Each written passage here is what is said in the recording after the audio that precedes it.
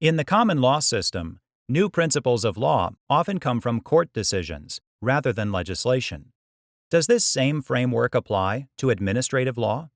In National Labor Relations Board versus Bell Aerospace Company division of Textron, the Supreme Court considered whether an administrative agency could announce new principles through adjudication rather than rulemaking.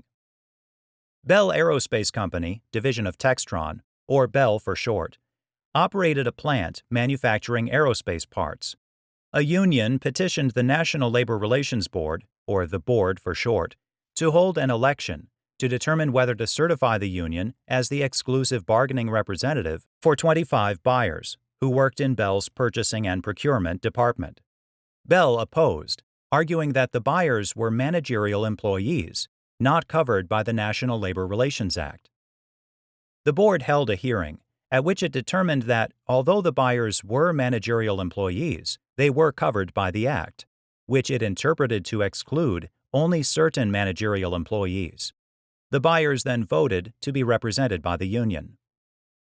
Bell refused to bargain with the union. The board filed an unfair labor practice complaint against Bell. It found that Bell had violated the law and ordered Bell to bargain with the union. Bell petitioned the Second Circuit to review the board's order, and the board cross-petitioned for enforcement of the order. The Second Circuit denied enforcement, holding that the Act excluded all managerial employees. The court held that the board could, upon proper proceedings, decide that the buyers weren't managerial employees.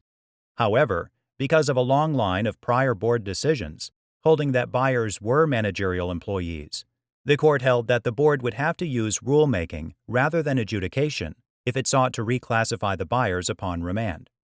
The Supreme Court granted the board's petition for cert.